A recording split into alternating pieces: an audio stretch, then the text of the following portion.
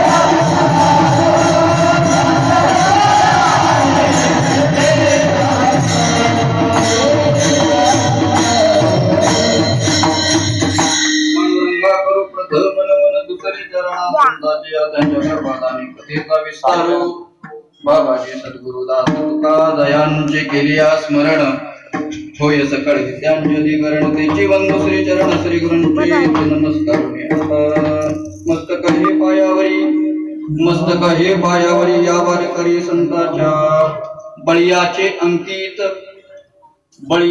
अंकित आम्ही झालो बळीवंत लाताडीला संसार केला षडउर्मीचा मार. प्रस्तुत कीर्तनरूपी सेवेकरिता म्हणजेच निरूपणाकरिता आपल्या समोर उपस्थित केलेला अभंग तत्वज्ञ जगतवंदनीय जगद्गुरु श्रीमंत श्री तुकाराम महाराज यांचा 4 चरणाचा स्वतःला प्राप्त झालेल्या परमार्थिक बलवत्तेचं वर्णन करणारा अत्यंत महत्वाचा आणि अत्यंत प्रसिद्ध असा या अभंगाचं चिंतन करत असताना, या अभंगाचा विचार करत असताना, या अभंगाचा विचार आपल्याला 2 भूमिकेतून करता येण्याचा. अभंगाच्या दोन्ही भूमिका मी आपल्या समोर ठेवतो. अगोदर अभंगाची पहिली भूमिका ठेवतो, नंतर अभंगाची दुसरी भूमिका. दोन्ही भूमिकेतून या अभंगाकडे आपल्याला पाहत आहे.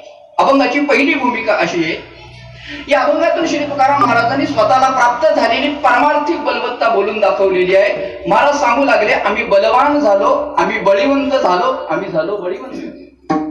महाराजांना विचारलं, महाराज तुम्ही बलवान झालो असं म्हणता, बळीवंत झालो असं म्हणता, ही नेमकी परमार्थिक बलवत्ता आहे तरी काय? आणि ही परमार्थिक बलवत्ता प्राप्त करून घेण्याकरिता तुम्ही नेमकं केलं तरी काय? महाराज सांगू लागले, परमार्थिक बलवत्ता प्राप्त करून घेण्याकरता आम्ही काही केलं, आम्ही काही केलं नाही. आम्ही मात्र एक गोष्ट केली, आम्ही बळीयाचे अंकित झालो.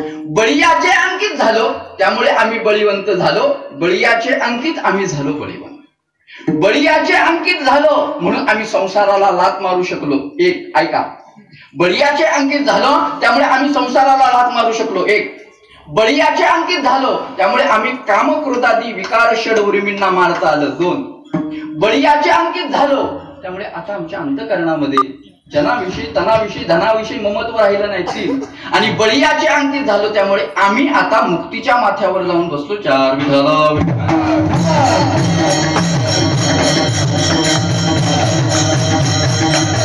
अभंगाची ही एक भूमिका.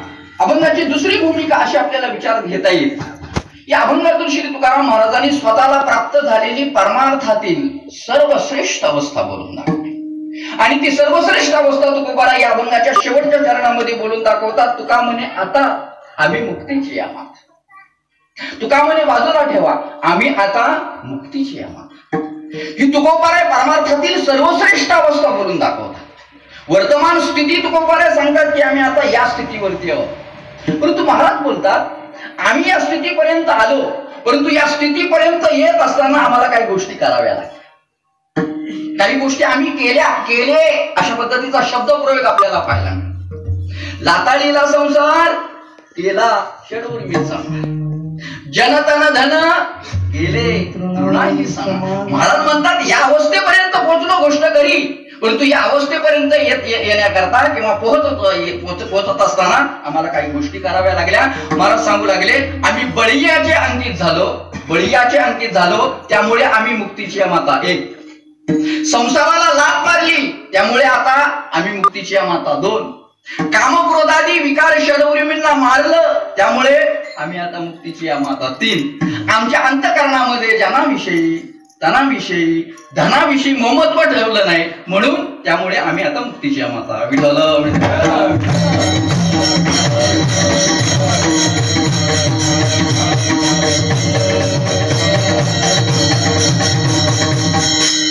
या अभंगाचा दोन्ही भूमिकेतून आपल्याला विचार करता येईल. जेवढा आपल्या हातामध्ये वेळ आहे, जेवढ्या वेळामध्ये आपल्याला दोन्ही भूमिकेचा कसा विचार करता येईल हे आपण पाहू. पहिली भूमिका आपण डोळ्यासमोर घ्या.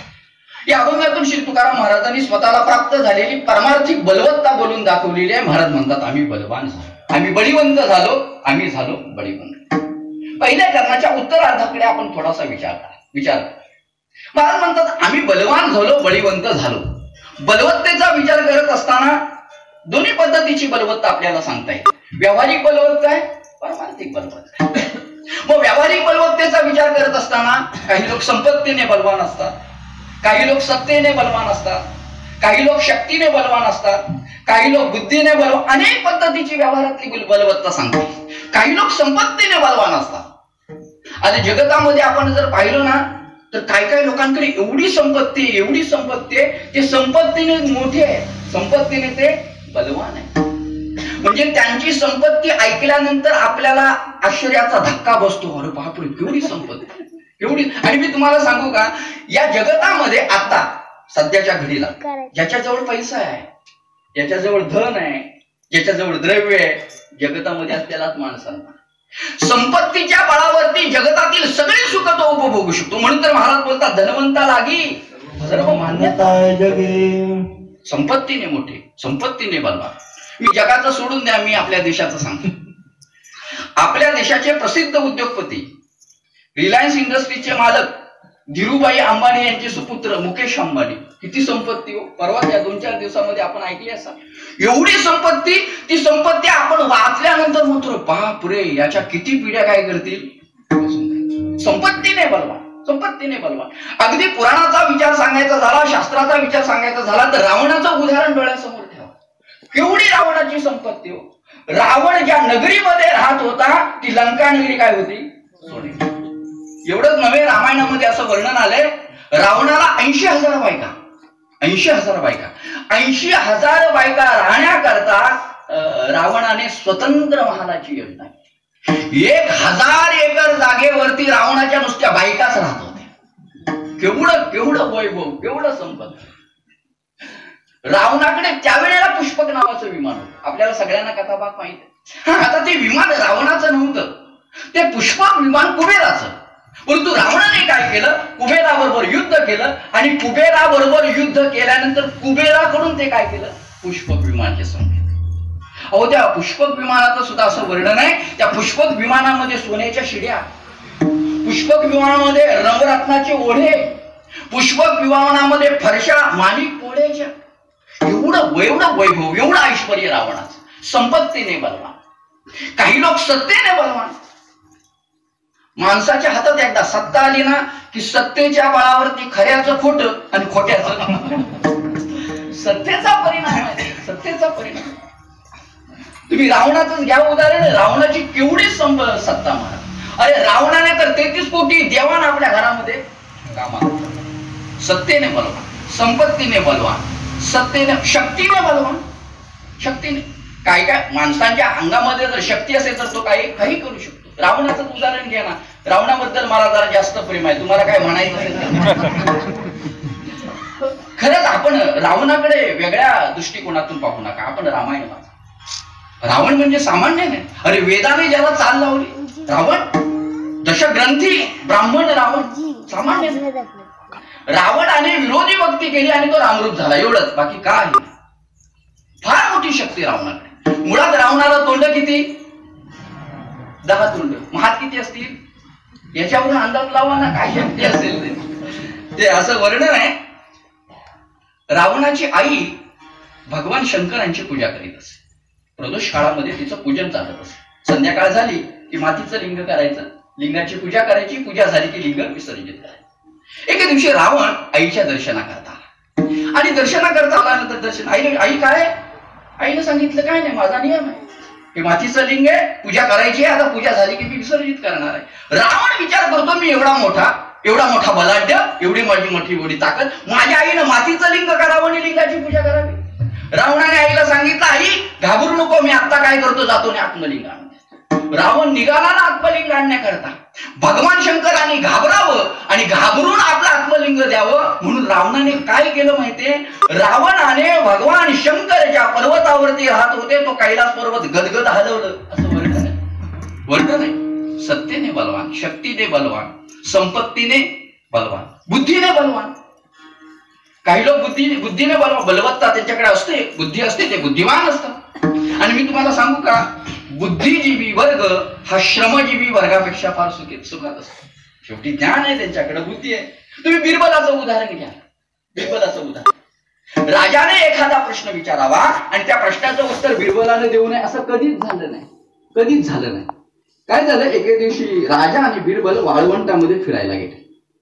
आणि वाळवंटामध्ये फिरायला गेल्यानंतर फिरत असताना, आता तो राजा काय त्याच्या डोक्यामध्ये आलं माहित नाही, राजाने काय केली, अशी वाळूमध्ये अशी रेग मारली. आणि रेष मारल्यानंतर राजाने बिरबलाला सांगितलं, बिरबला ही रेष मी मारली, या रेषेला काय कर, या रेगेला छोटी करून टाक. बिरबलाने विचारलं, त्यात काय छोटी करायची, म्हणजे पुसायची थोडी, म्हणजे काय होईल.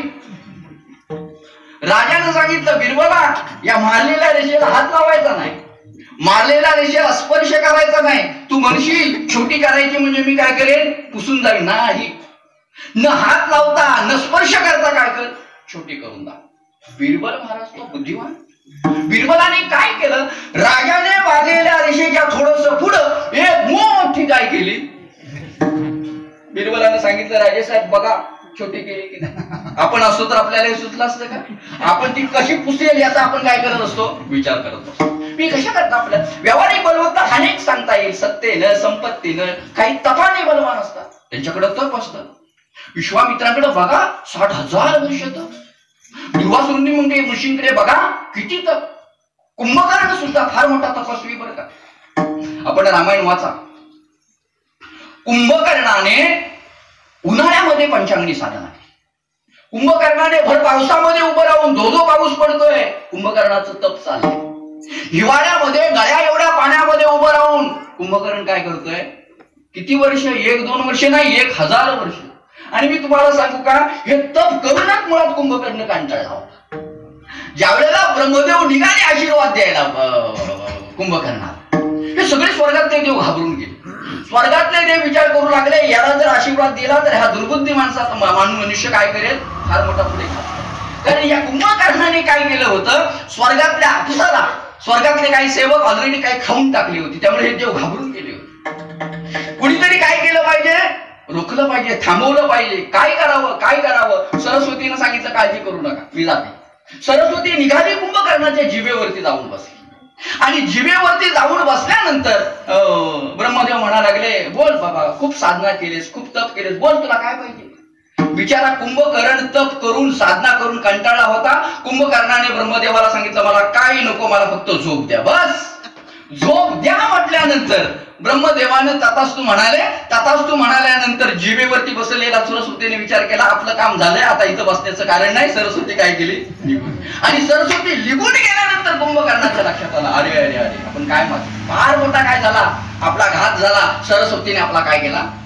मी कशा करता आपल्याला मी अनेक पद्धतीची बलवत्ता सांगेल, मला यात गुंतायचं नाही. मला मुद्दा माझा पुढे आहे, परमार्थिक बलवत्तेकडे यायचं. महाराज बोलतात, आम्ही बलवान झालो, आम्ही बळीवंत झालो, आम्ही झालो बळीवंत. महाराजांना विचारलं, महाराज तुम्ही बलवान झालो असं म्हणता, गोष्ट खरी. बळीवंत झालो असं म्हणता, गोष्ट खरी. ही नेमकी परमार्थिक बलवत्ता आहे तरी काय. आणि ही परमार्थिक बलवत्ता प्राप्त करून घेण्याकरता तुम्ही नेमकं केलं तरी काय सांगा ना.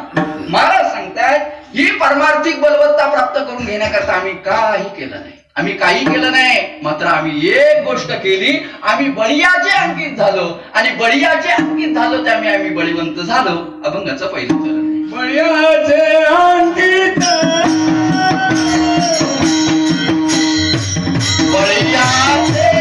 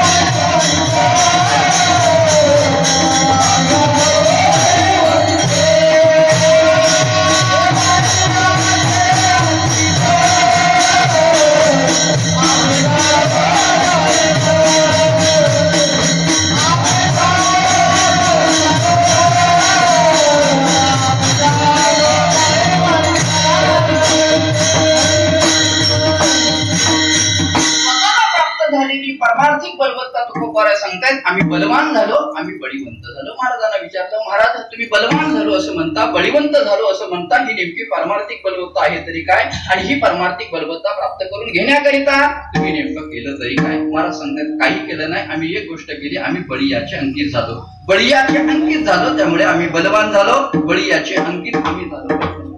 अभंगाच्या पहिल्या चरणातला पहिला शब्द बळीया म्हणजे पहिल्या चरणाचा पूर्वार्धाचा जर विचार करायचा झाला तर दोन शब्दांकडे आपल्याला पाहावं लागेल. एक बळीया ह्या शब्दाकडे पाहावं लागेल आणि अंकित या दुसऱ्या शब्दाकडे पाहावं लागेल. अगोदर बळीया म्हणजे काय सांगतो आणि अंकित होणं म्हणजे काय नंतर बळीया बळीया म्हणतात. महाराज बोलतात बळीयाचे अंकित. प्रश्न असा निर्माण होतो, हा बळीया बळीया म्हणजे नेमका कोण. तुकोबाराय बळीयाचे अंकित झालं वर्गात गोष्ट करी, या बळीयाचा परिचय काय. तुकोबारायने बळीया नेमकं कुणाला संबोधलंय. बळीया महाराजांनी पंढरी रायांना पंढरीनाथांना म्हटलेलं आहे. बळीया माझा बळीया आगळा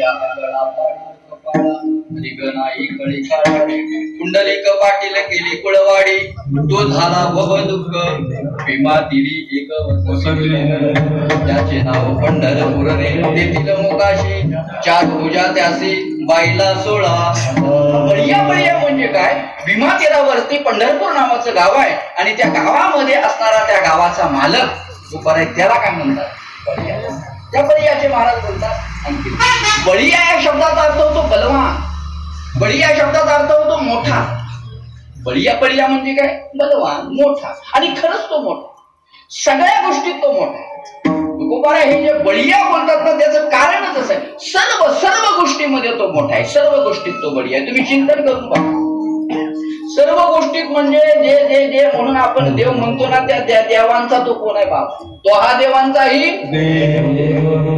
सगळ्या देवांचा तो देव आहे सगळ्या देवांचा तो बाप बळी आहे भगवान सगळ्या देवांचे ते बाप ते असं सांगतात भक्तिशास्त्रामध्ये एक अशी कथा आहे देव दानवांचं काय झालं युद्ध झालं देव राक्षसांचं युद्ध आणि त्या युद्धामध्ये दानव हरले राक्षस हरले देवांचा विजय झाला आणि देवांचा विजय झाल्यानंतर एके सगळे देव बसले होते अग्नी वरुण इंद्र सगळे असे बसले आणि असे बसलेले असताना प्रत्येकाच्या अंतःकरणामध्ये अहंकार निर्माण झाला अग्नी म्हणू लागला मी होतो म्हणून वायू म्हणू लागला मी होतो म्हणून वरुण म्हणू लागला मी होतो या प्रत्येक देवाच्या अंतःकरणामध्ये निर्माण झालेला अहंकार भगवंताने पाहिला एखाद्या वेळेला देवाला तुम्ही शिवी दिली तरी चालेल तो काय करणार नाही परंतु आपल्या अंतःकरणात एकदा का अभिमान निर्माण झाला की तो देवाला खपत नाही कारण भगवान निरभिमानी आहे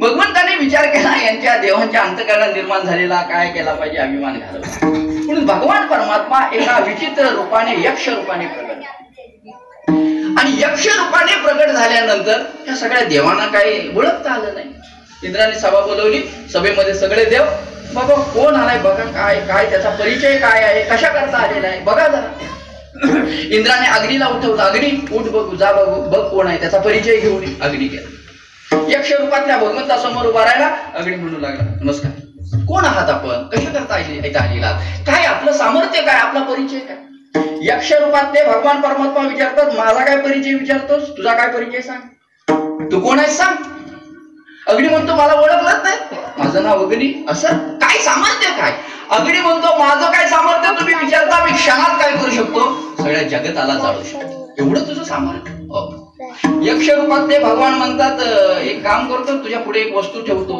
तू वस्तू काय कर जाळून दाखव अग्नी म्हणतो वस्तूचा काय विचारता हो जगाला जाणणारा मी एवढं मोठं सामर्थ्य ठेवा बघू यक्ष रूपातल्या भगवंताने एवढीशी गवताची काडी काय केली समोर ठेवली अग्नीला म्हटलं जाळून दाखव अग्नीने सगळं सामर्थ्य एक म्हटलं परंतु अग्नीला एवढीशी गवताची काडी काही जाळता आली नाही अग्नी बिचारा खजील झाला खाली मान घातली परत सभेमध्ये आला इंद्राने विचारलं काय बाबा परिचय घेऊन आला हे कोणतरी आलाय तो फार मोठा आहे इंद्राने वायूला उठवलं वायू जा बाबा कोण आलाय बघ वायू गेला नमस्कार कोण आहात आपण कशा करता आलेला आहात काय आपलं सामर्थ्य काय आहे यक्ष रूपात ते भगवान परमात्मा विचारतात माझं नाव काय विचारतो माझं काय सामर्थ्य विचारतो तू कोण आहे ते सांग तुझा परिचय दे वायू म्हणतो मला वायू म्हणतात असं काय सामर्थ्य काय वायू म्हणतात माझ्या सामर्थ्याचा काय विचार मी क्षणार्धात काय करू शकतो जगाला उडवू शकतो एवढं सांग एवढं सामर्थ्य मग तुझ्या पुढे मी एक वस्तू ठेवतो उडू तो म्हणतो वस्तूचं काय जगाला उडवणारा मी एवढं माझं सामर्थ्य ठेवा बघू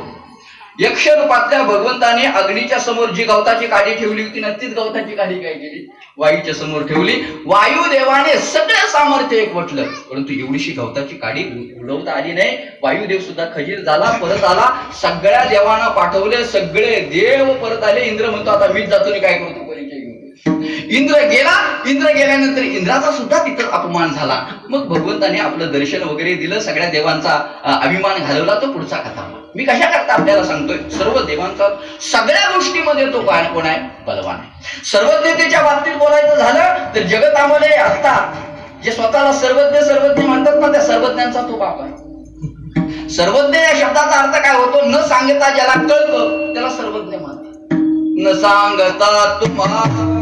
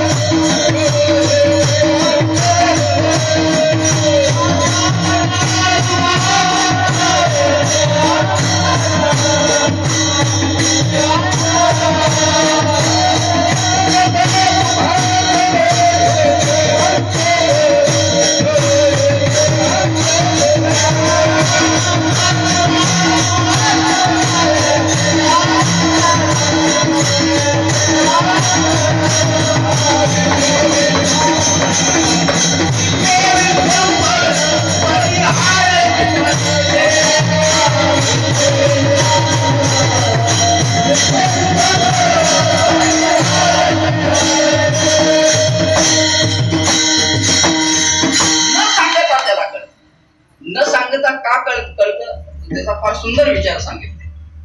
काय आहे, ज्यावेळेला आपण एखाद्या क्रियेचा संकल्प करतो, एखाद्या कर्माचा संकल्प करतो, तेव्हा त्या क्रियेचा, त्या संकल्पाचा तो साक्षी असतो.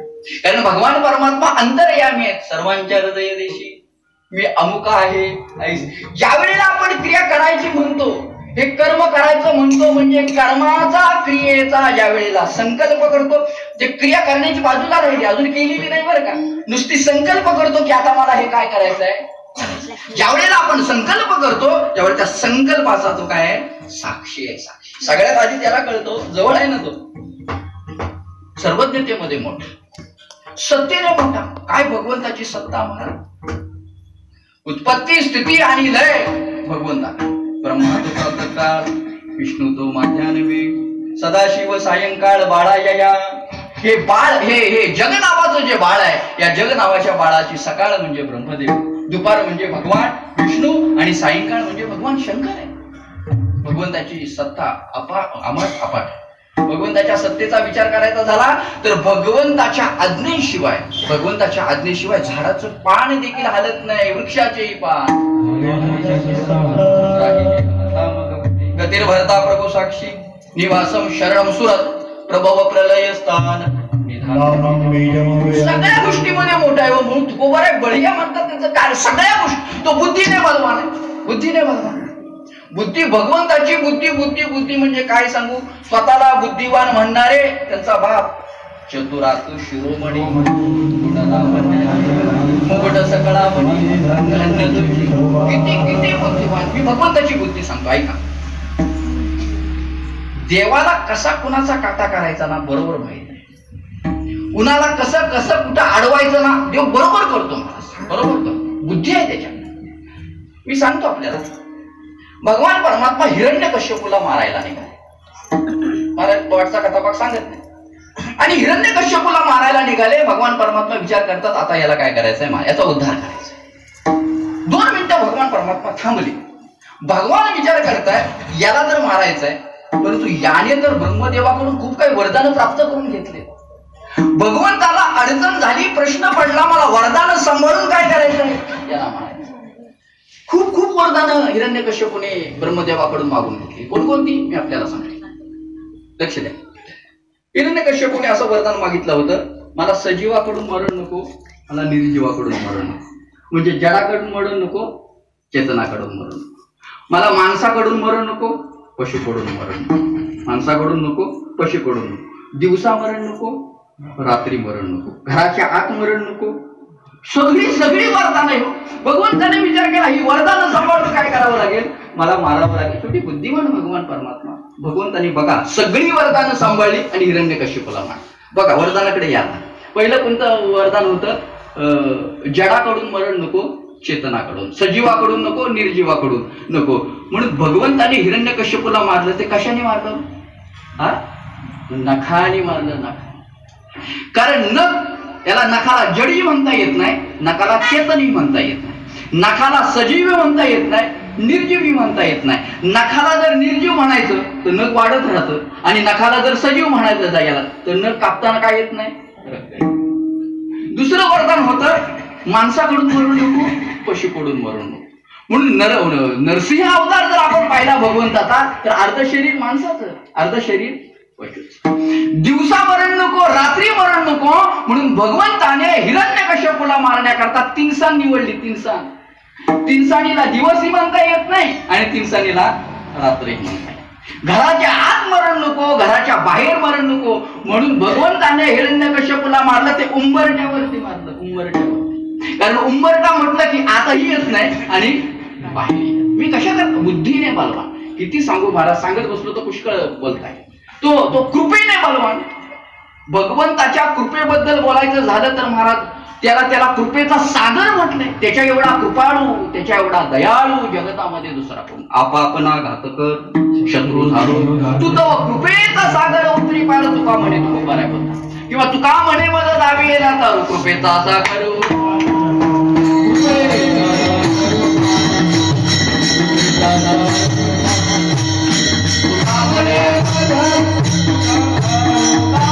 Come on,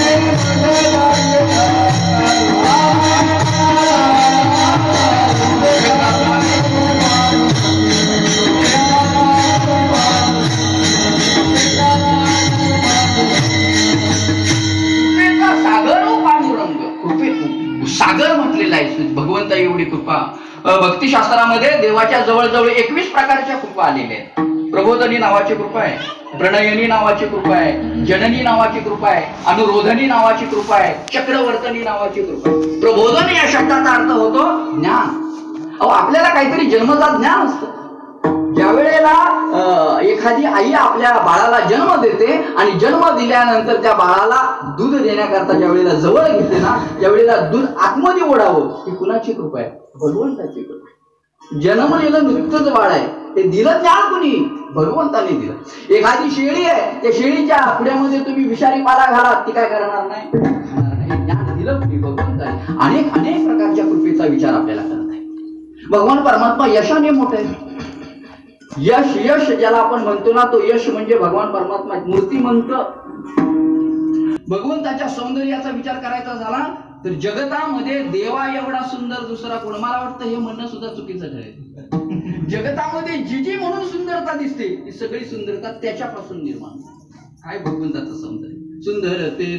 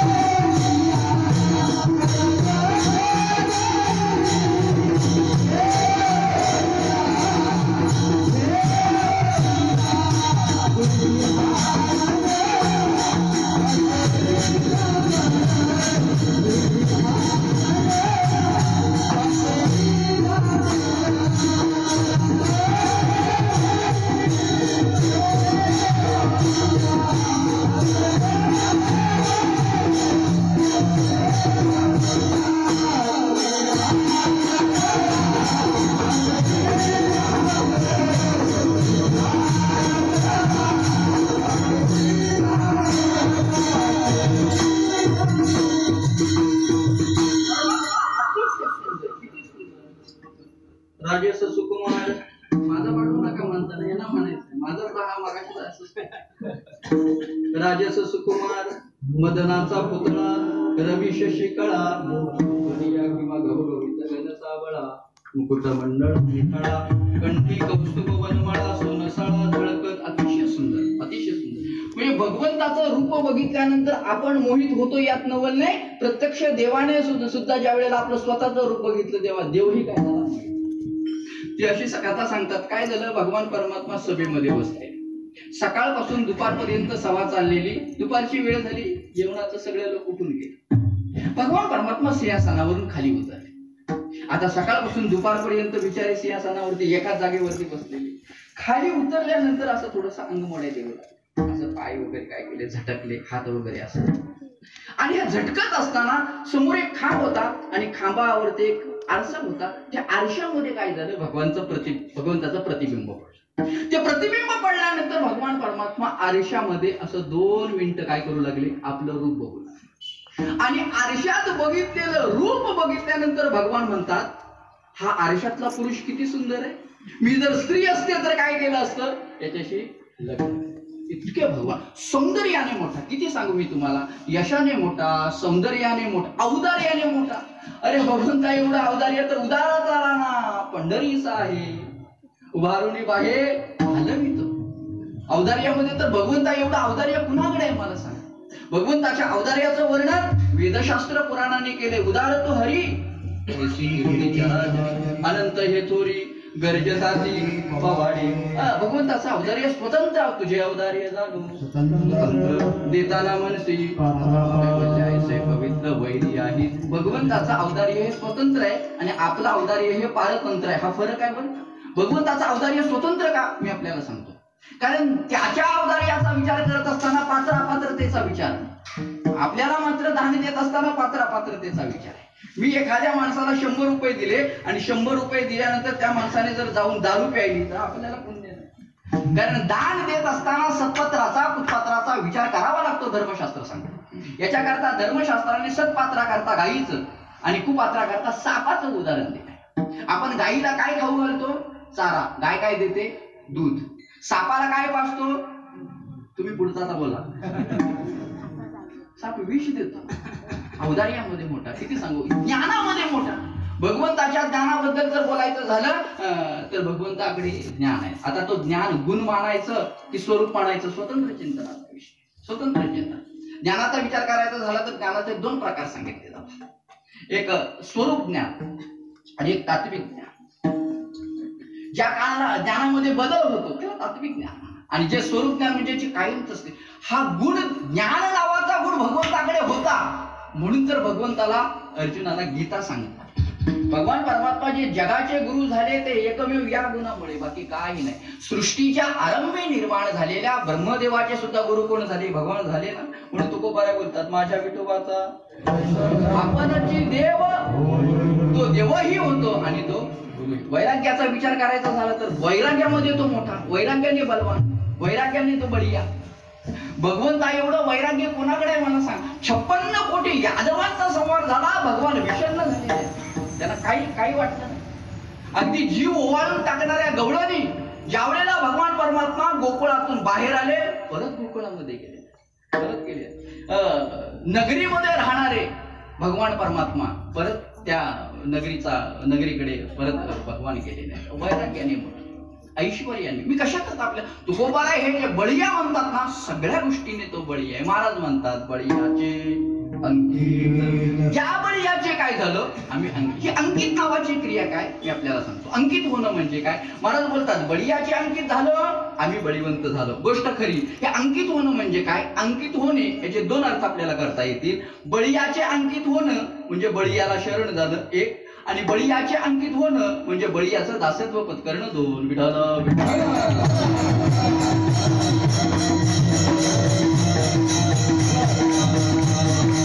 अंकित होणं म्हणजे देवाला शरण, भगवंताची शरणागती स्वीकार. भगवंताला अगदी अनन्य भावानं काया वाचा मनानं आपण काय करणं, देवाला शरण. शरणागती ही अतिशय महत्वाची. देवाला अनन्य भावाने कायेनं वाचेनं मनानं आपण भगवंताला काय केलं पाहिजे, शरण गेलं. हे शरण जायचं म्हणजे नेमकं काय सांगतो मी तुम्हाला. शरण जायचं म्हणजे देवाचा आश्रय करायचा. आपण परमात्म्याचा आश्रय केला पाहिजे.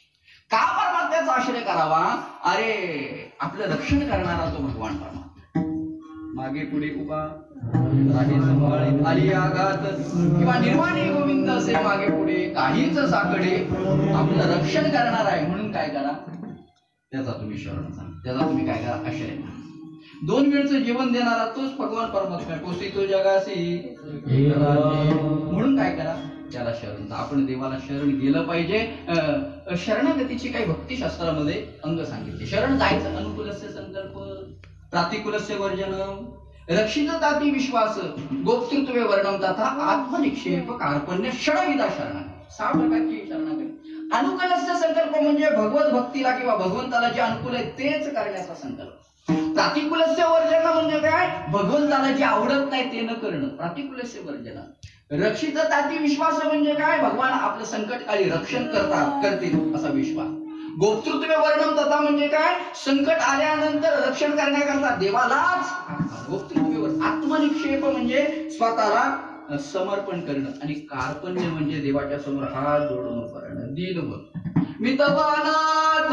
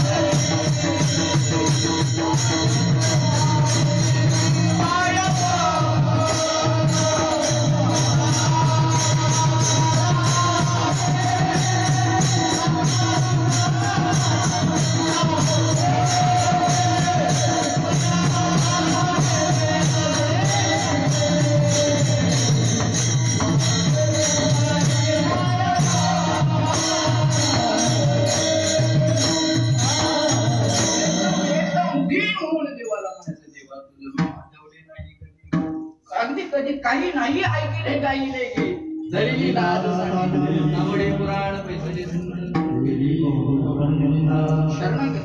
शरणागती तया अमवाता चित्तंग महोदधी काकांग.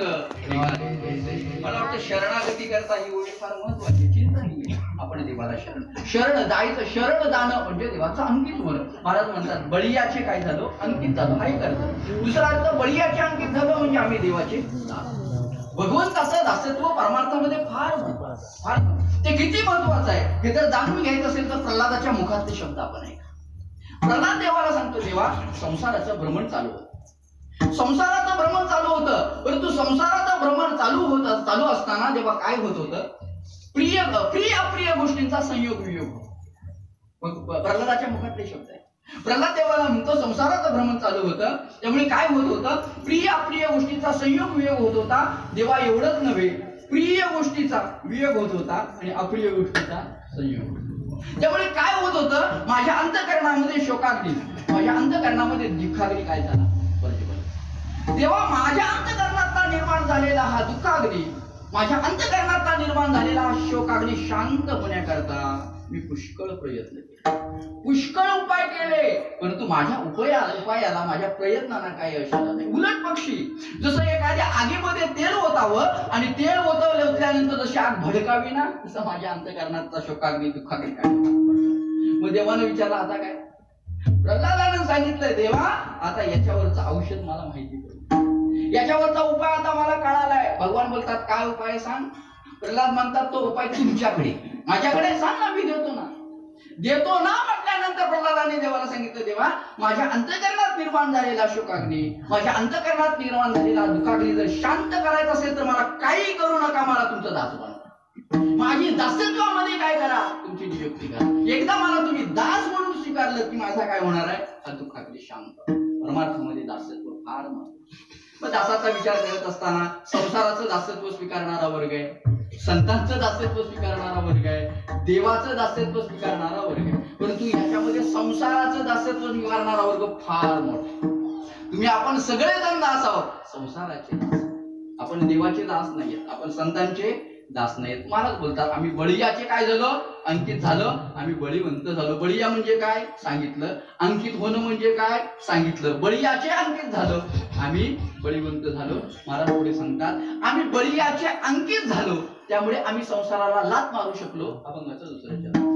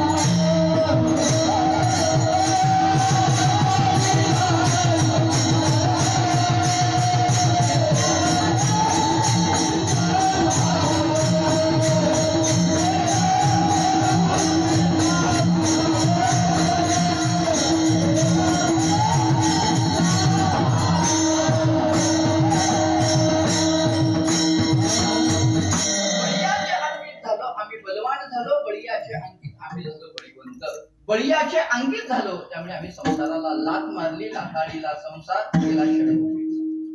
वैभव महाराजांची अभंगाची शब्दाची रचना बघा. महाराज संसाराबद्दल बोलताना लाताळीला बोलतात, कामक्रोधादी विकारांना मारलं असं म्हणतात, आणि जनाविषयी तानाविषयी धनाविषयी बोलताना त्यांना तुलना समान केला असं. याचा अर्थ असा होतो, विकारांना लाताळून चालत नाही आणि संसाराला मारून चालत. संसार फार मोठा, फार महाराज म्हणतात आम्ही त्याला काय केला षडउर्मीचा मार. षड विकारांना षडउर्मींना लातळून चालत नाही, त्यांना वेळीच काय करावं. लाताळीला संसार, महाराजांचे शब्द लाताळीला तुकोबारांचा हा पराक्रमच म्हणावा. संसाराला लात मारली. काय असतं लाताळीला या शब्दाकडे जर बघितलं तर ज्या वस्तूला लात मारायची असते ती वस्तू पायाजवळ असावी लागते. मोठी असली तर त्याला तुम्ही कशी लात मारणार. एवढ्या मोठ्या संसाराला तुकोबारांनी खाली आणलं. दुसरी गोष्ट, एखाद्या वस्तूला लात मारल्यानंतर ती वस्तू काय झाली पाहिजे, लातीने बाजूला झाली पाहिजे ना. तर संसाराबद्दल जर बोलायचं झालं तर संसाराचं वर्णन करताना सगळ्या संतांनी सागराची उपमा दिली, समुद्राची. अरे हा संसार म्हणजे कसा आहे, सागरा एवढा आहे. सागराला जशी खोली नाही, सागराला जशी लांबी रुंदी नाही, तसा हा एवढा मोठा संसार. तुकोबारांचं बोलतात आम्ही काय केला, लाताळीला. हा तुकोबारांचा पराक्रम म्हणावा. तसं जर बघायला गेलं तर तुकोबारांच्या अंतःकरणामध्ये तसा संसाराविषयी विद्वेगच, खूप राग, खूप तिरस्कार, जाळवणी संसार, संसाराचे तापे, कोण सुख धरिले, ही सगळी प्रमाण जर आपण पाहिली तर तुकोबारांच्या अंतःकरणामध्ये फार.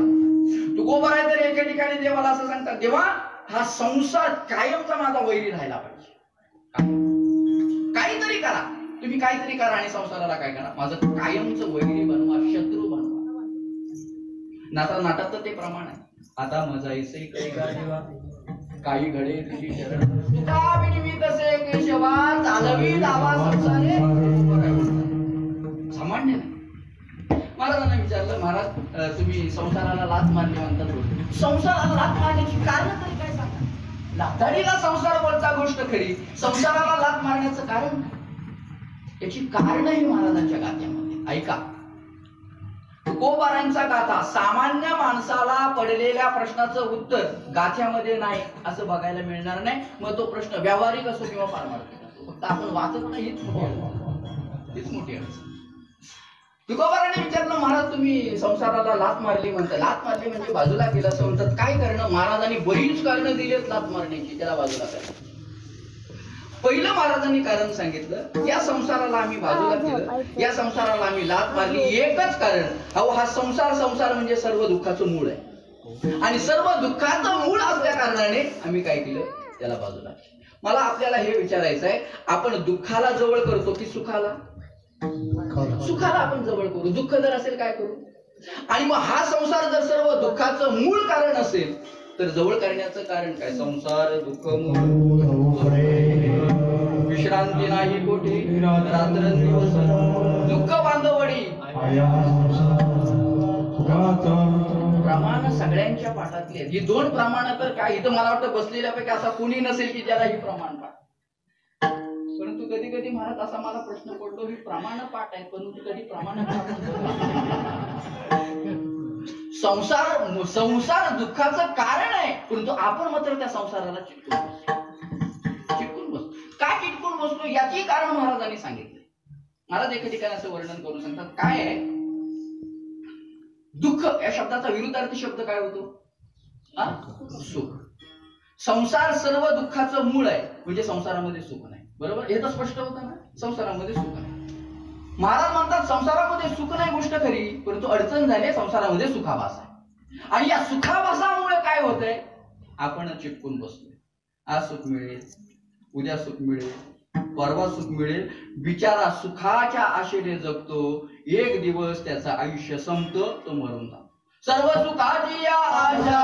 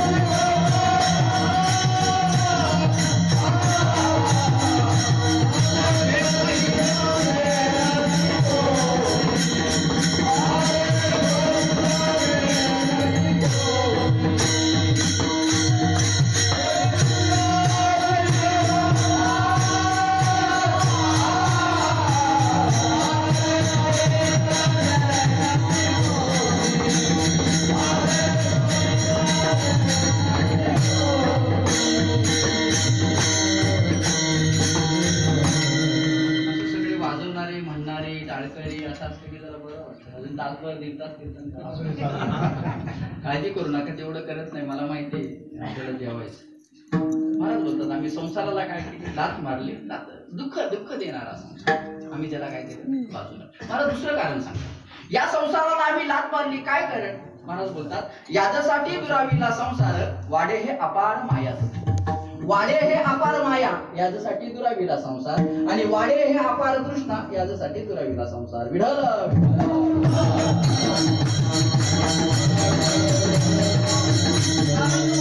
हा संसार माया वाढवणार आहे म्हणून आम्ही संसाराला लाथ मारली, आम्ही त्याला बाजूला केली. ही माया म्हणजे काय आपल्याला माहित आहे. माया म्हणजे काय हे जाणून घ्यायचं असेल तर भगवंताच्या मुखातला श्लोक आपण ऐका. दैवी एषा गुणमयी मम माया विरक्तया मामे वये प्रपंदन्ते माया मेता तरन्ते. भगवान बोलतात ही माया दैवी माया आहे. दैवी माया वेगळी, जैवी माया वेगळी. दैवी माया एषा गुणमयी. आपण पहा ते सगळं आपल्याला ते कळेल की माया वाढवणार आहे. महाराज बोलतात वाडे हे अपार तृष्णा वाढवणार. आशा आकांक्षा इच्छा तृष्णा स्पृहा हे सगळे एकाच अर्थाचे शब्द आहे. आशा फार वाईट आहे. माणसं असं आहे जोपर्यंत ही तृष्णा थांबत नाही, जोपर्यंत ही आशा खुंटत नाही तोपर्यंत माणसाला निश्चिंत अवस्था नाही. आता निश्चिंतीने पावली खुंटली या धावा सृष्टीची. महाराज बोलतात मम्मी म्हणून आम्ही काय केलं, संसाराला लाथ मारली. 2 कारण, आणखीन एक कारण सांगितलं. महाराज म्हणतात हा संसार खोटा आहे. खोटा आयसा संसार खोटा आहे. हा संसार खोटा आहे. मला सांगा खरी वस्तू मनुष्य जवळ बाळगेल की खोटी वस्तू? सांगा ना. खरी वस्तू 2000च्या 2 नोटा मी तुमच्या समोर ठेवल्या, त्यातली एक खरी आहे आणि दुसरी खोटी आहे. मी तुम्हाला सांगितलं यातल्यापैकी कुठली तरी एक नोट उचला. तुम्ही कुठली उचला? खरी उचला. महाराज म्हणतात हा संसार खोटा आहे, जवळ करून करायचं काय?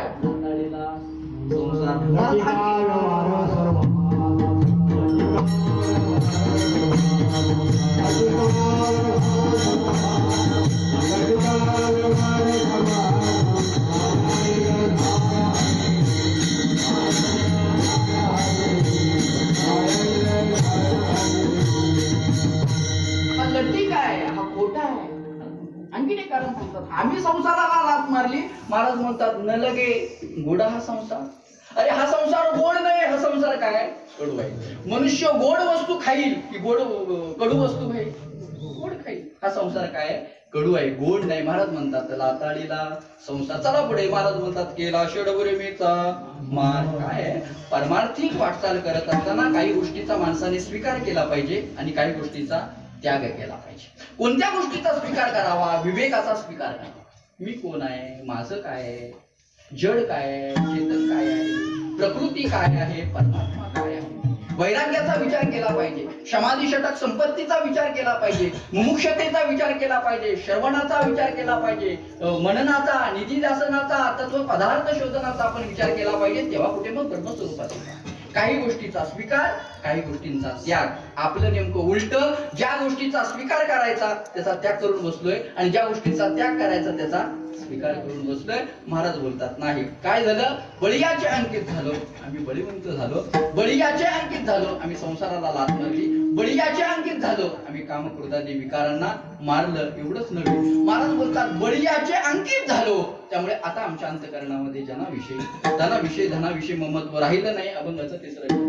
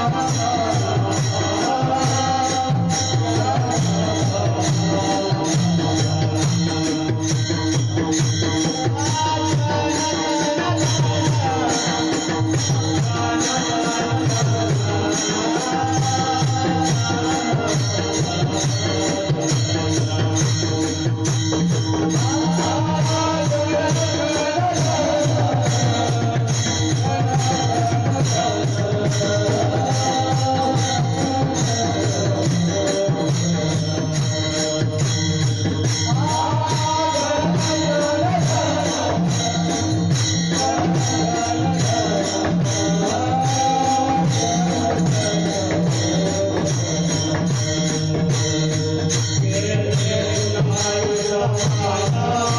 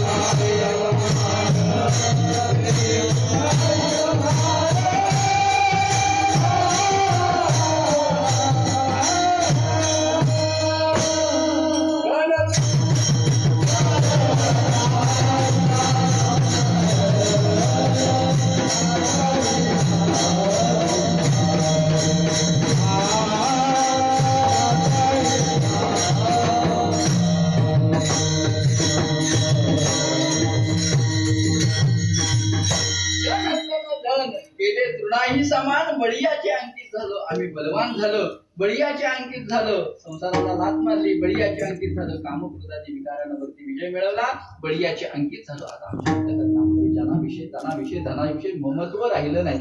जनाना तृण म्हणजे गवत, तृण म्हणजे गवडी मोल, गाडी समान म्हणजे गवडी मोल. नाही त्याच्याविषयीचं ममत्व आता काय आकर्षण राहिलेलं नाही. कारण असं आहे, साधू महात्म्याचा जर आपण विचार केला तर साधू महात्म्याला लोकांतात राहायला आवडत नाही, एकांतात. त्याला माहिती एकांतात मध्येच आहे ब्रह्मी ब्रह्मरस. तुका म्हणे आम्हा एकांताचा वास, ब्रह्मी ब्रह्मरस. महाराज म्हणतात त्याचे अंकित झालं. त्यामुळे जन तृणा समान, तन तृणा समान. तन म्हणजे देह, तन म्हणजे शरीर. हा देह तृण समान कधी समजेल माहितीये, कधी वाटेल? देह आधी काय खरा, देह संबंधी पसारा, उजगावणे दोरा रक्षणाशी भासते. कळालं की संपलं ना. मग काय होत? देहाविषयीचं ममत्व कुठपर्यंत? जोपर्यंत ज्ञान होत नाही तोपर्यंत. एकदा नाशिवंत देह जाणार सकळ, आयुष्य कातोकाळ सावधान समजलं की संपलं. क्षणभंगुर नाही भरवसा, वारे सावध जोडा माया. अशा काही नचले मग गळा पडेल भासा पुढे हुशार थोर. कळालं की किंवा आयुष्य जात पहिदाचा कळालं की काय होतं. किंवा या देहाचा विचार करायचा झाला तर या देहाचं वर्णन करणारा महाराजांचा एक प्रसिद्ध नाटाचा अभंग, शरीर दुःखाचे कोठार, शरीर रोगाचे कोठार, शरीर दुर्गंधीची धार, नाही अपवित्र. हे सगळं तुम्ही बघा. शरीर दुःखाचे कोठार म्हणजे तनतृणा समान कळेल. रोगाचे भांडार तनतृणा समान. नाही अपवित्र शरीरा ऐसे. या शरीरा एवढं अपवित्र दुसरं काही नाही.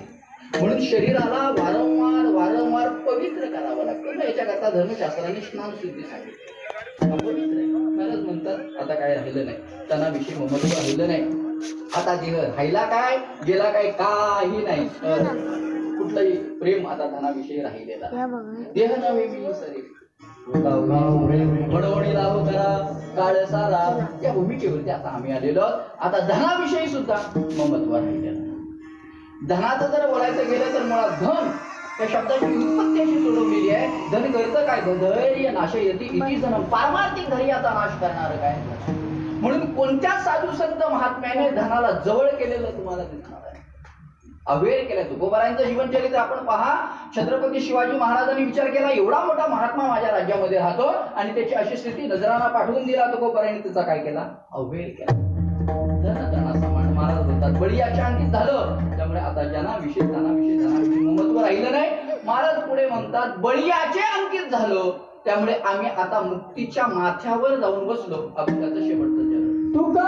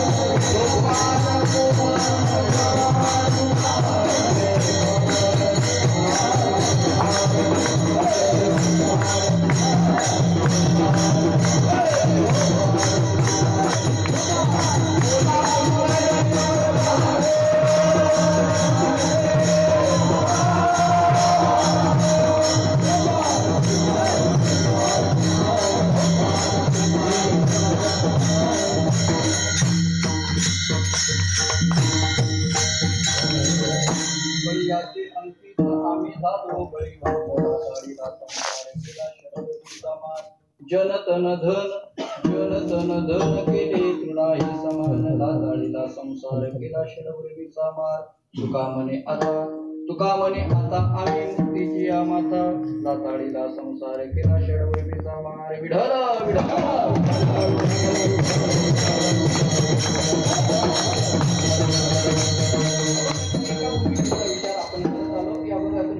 महाराजांनी परमार्थी बलवत्तेचा विचार सांगितलाय. महाराज बोलतात आम्ही बलवान झालो बळीवंत झालो. काय केलं? मी बळीयाच्या अंकित झालो बलवान झालो. बळीयाच्या अंकित झालो संसाराला लात मारली. बळीयाच्या अंकित झालं कामक्रोधाने विकार षडविरमींना मारलं.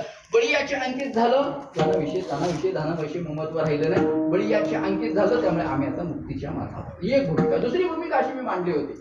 या अभंगातून श्री तुकाराम महाराजांनी स्वतःला प्राप्त झालेली परमार्थिक अवस्था बोलून सर्वश्रेष्ठ अवस्था ती शेवटच्या चरणामध्ये तुका म्हणे आता आम्ही मुक्तीची या माथा. यातला तुका म्हणे तुम्ही बाजूला ठेवा. अन्वयाने सांगायचं झालं तर आम्ही आता मुक्तीची या आम्ही आता वर्तमान स्थिती सांगतायत महाराज. आता या स्थितीवरती आम्ही आलो. मुक्तीच्या माथ्यावर जाणं हा विचार ज्ञानोत्तर भक्ती. कसं आहे देव मिळवण्याकरता केलेली भक्ती वेगळी आणि देव मिळाल्यानंतर केलेली भक्ती वेगळी.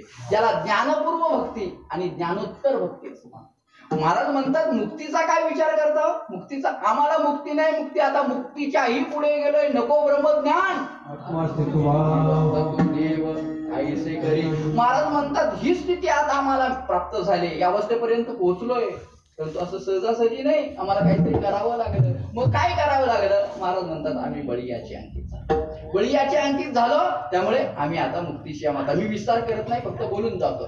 संसाराला लाथ मारली त्यामुळे आम्ही आता मुक्तीची माता. कामक्रोधादी विकारांना षडवरिमींना मारलं त्यामुळे आम्ही आता मुक्तीची माता.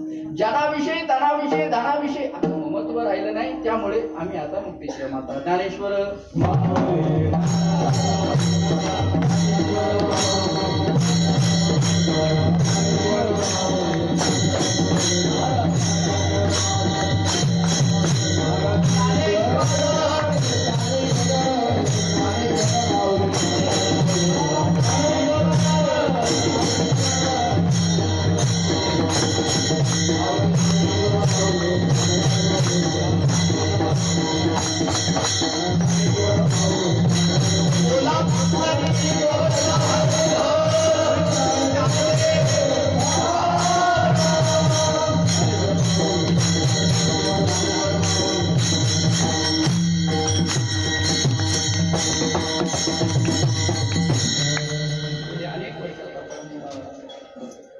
हा उत्सव या शाळेमध्ये आपल्या शिक्षण संस्थेमध्ये होतोय. हे वर्ष थोडंसं विचित्र असं वर्ष होतं. एका फार मोठ्या महामारीच्या सावटाखाली आपण होतो. गेले 7-8 महिने प्रत्येक जण आपापल्या घरांमध्ये आपला जीव सांभाळत होता आणि ते तसं करणं सुद्धा बरोबरीचं होतं. आणि अशा परिस्थितीमध्ये आपल्याला वाटत होतं आपला उत्सव होणार की नाही, गावगावचे सप्ते बसणार की नाही, प्रत्येकाची जी होती आता पुढं कसं काय होणार. परंतु भगवंताने आता ते ऐकलंय. थोडं काय सगळं व्यवस्थित सुरळीत झालंय. परंतु तुम्ही निश्चिंत राहू नका. परत आपण आपली काय केली पाहिजे. अजूनही ती भीती गेलेली नाही. आपण आपल्या जीवाची आपल्या प्राणाची आपण ही काळजी घेतली पाहिजे. अशा कोरोना नावाच्या महामारीमध्ये हा आपला हा उत्सव होतोय. भगवंताच्या कृपेने हा उत्सव आलाय. उद्या कालीच्या कीर्तन काय होणार या उत्सवाची सांगता होणार. मात्र शल्य आपल्याला जाणवत आहे. आपली जी वाही आहे ती काय होणार म्हणजे सगळ्यांनाच काय जाता येणार नाही तिथपर्यंत. कारण तसे शासनाने प्रतिबंधही घातले. मला तरी असं ऐकायला मिळालं काल आपल्याला महाराजांनी सांगितल्याप्रमाणे जवळजवळ अष्टमीला रात्रीच ते सगळं काय करणार आहे बंद करणार. आणि शेवटी त्यांचंही चुकीचं नाही. पण आपली वारी म्हटलं की बोलायचं काम नाही. 10-15 लाख लोक अगदी ह्याचं अंग ह्याला, ह्याचं तोंड त्याचं, म्हणजे गर्दीमध्ये ते सगळं. आणि तेही बरोबरीच आहे. आपणही ते कुठेतरी समजलं पाहिजे. परंतु आपण मात्र काय करू शकतो. जरी कायेनं म्हणजे शरीराने जरी वारी करता आली नाही तर मनाने आपण मानसिक काय केली पाहिजे. मानसिक वारी आपण घरामध्ये करा. काही अडचण नाही. मी तुम्हाला सांगू का, मला तर असं वाटतं कायेपेक्षा वाचेपेक्षा मानसिक वारी ही सर्वश्रेष्ठ वारी. मनुष्य खऱ्या अर्थाने मानसिक वारी ज्या वेळेला करेल ना त्यावेळेला करा. कारण काय होतं आपण कधी कधी कायेनं पंढरपूरला जातो, म्हणजे आपण त्यावेळेला आपण मनाने कुठं असतो. आणि मी म्हणेन यावेळेला इथं जर आपण इथं असतो कायेनं आणि जर मनाने पांडुरंग असेल तर त्याच्या एवढं काय भारत भाग्य दुसरं. आपण इथे मानसिक वारी करावी, पूर्ण करावी, भगवंताचं चिंतन आपण करावं, स्मरण करावं. की अभंगाचा सरासर विचार जर आपण डोळ्यासमोर ठेवला तर तुकोबारायणा या स्थितीपर्यंत येण्याकरता जे जे काही करावं लागलं ते आपण केलं पाहिजे. महाराज म्हणतात काही करू नका, आपण बळीयाचे अंकित झालं पाहिजे, पांडुरंगाचे अंकित झालं पाहिजे. अंकित होणं म्हणजे आपण शरण गेलं पाहिजे, अंकित होणं म्हणजे आपण त्याचे दास झालो पाहिजे. ती दासत्वाची, ती शरणागतीची बुद्धी भगवंताने आपल्याला द्यावी.